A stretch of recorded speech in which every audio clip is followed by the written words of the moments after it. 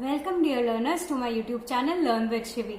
I am Shivi Gupta and today we will be studying chapter named The Desert from your book An Alien Hand. Now before we proceed with the chapter, there are a few rules. Sit with your book and a pencil ready with you so that you can mark all the difficult words. Rule number 2, use a dictionary whenever required. Rule number 3, watch the video repeatedly till you get clear with the context of the chapter. And the last one, not a rule but a request, please like, share and subscribe to my YouTube channel Learn with Shivi. So without further ado, let's get started. Whenever we listen to the word desert, the first image that gets to our mind is of sand and nothing else, right? So we might even be able to think of sand along with camels, but all you can think of is how hot and dry a desert is, right? But this chapter will tell you that desert is not only about the hot and humid conditions, but it is much more than that. When we go through the chapter, you will realize how the desert is so beautiful in its own special way.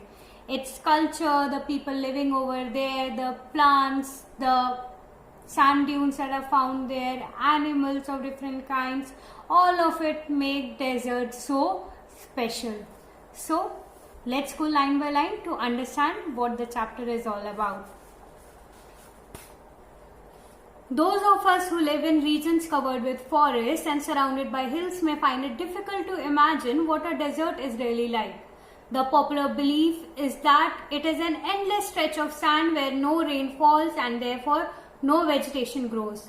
It is dry, hot, waterless and without shelter. But this is not entirely correct. So over here the writer is telling us about how we just instantly think about hot and dry conditions, about no water at all, and about how people find it difficult to live in the desert. But we do not realize it that desert is not only about a stretch of land with just sand around it. It is much more than that. It is the home of a variety of people, animals and plants that have learned to live under very hot and dry conditions. True, the ground is not always hidden by a cover of grass, plants and trees as it is in other climates. But whenever it rains, which is rare, desert flowers bloom and the sight can be as rewarding as that of any tropical garden.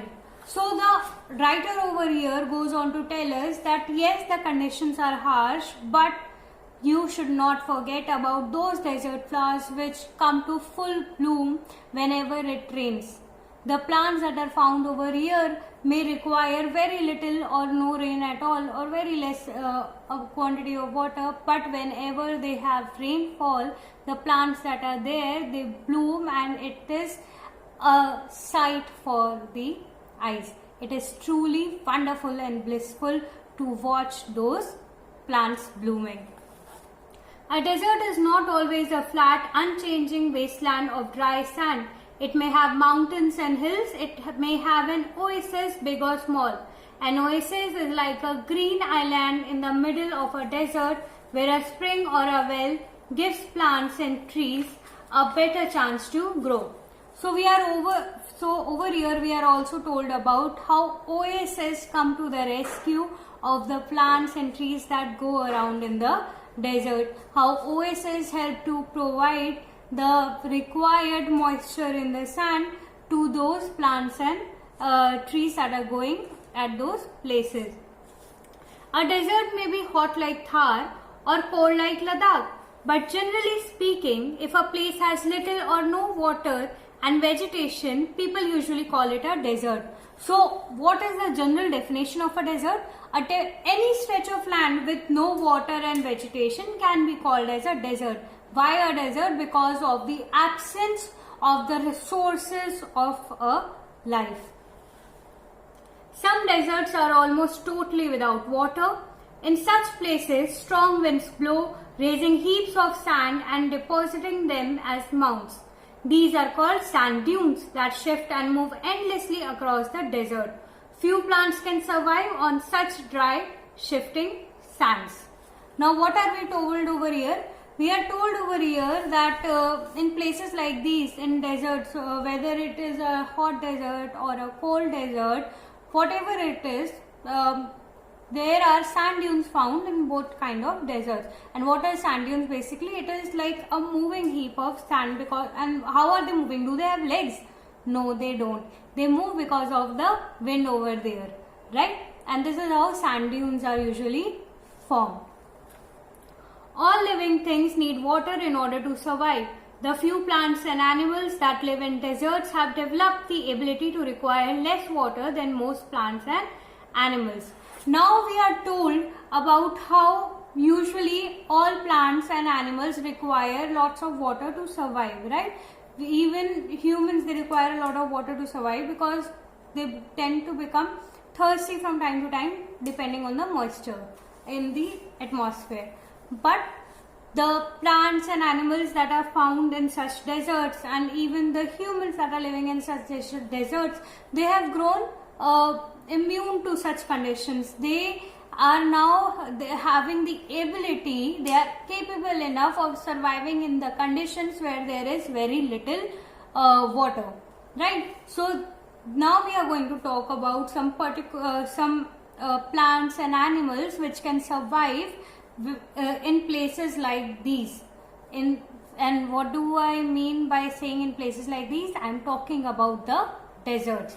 And the first animal that comes to our mind when we think of a desert is, yes, it is a camel. The camel, popularly known as the ship of the desert, can drink a lot of water at one time. Camels can do without water for days together. The reason is they sweat very little. Now we are told that the camel is known as the ship of the desert, and how it can go without water for days. Many people believe that camel can store water in their hump, and because of which they are able to survive without water for a longer period of time, but it is not scientifically proven anywhere. We are told that camels require less water because they sweat less. We sweat because we must keep our body temperature constant. We sweat when it gets hot and this cools the body. Camels can stand high body temperature. They don't need to sweat and can therefore retain the water they drink for long periods of time. We are told over here that humans or other animals, they require a lot of water because they sweat a lot. Whenever it gets hot, the body needs to sweat in order to maintain the temperature of the entire body. But camels are a bit different. They can maintain their body temperature even in harsh conditions, and that is why they sweat very little. And this is the reason why they can retain water in their body for a longer period of time, and that is why they don't need much water in their to drink. The smaller desert animals do not drink water. They burrow underground during the hot day and come out at night to eat. Some of them eat other animals and get the water they need from the moisture in the meat. Others eat plants and seeds and get the water they need from plant juices. So now we are told about some other animals also that are found in the desert. They are much smaller, and how do they survive without water?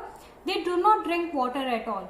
So what they do is, some of them, they burrow the hole underground and they stay there during the day when the temperature is really hot.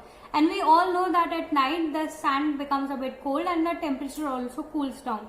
And that is the time when these animals come out of their hole, out of their burrow, and that is how they can go about without having to drink water. And what do other animals do? Other animals, what they do is they eat the meat from other animals, or they have plant seeds or plant juices, which helps them to retain the moisture in their own body. Desert plants also adapt themselves to the life they lead. Cactus plants store water in their thick stems. Their roots lie close to the surface of the ground and quickly absorb the moisture from the light rains that occasionally fall.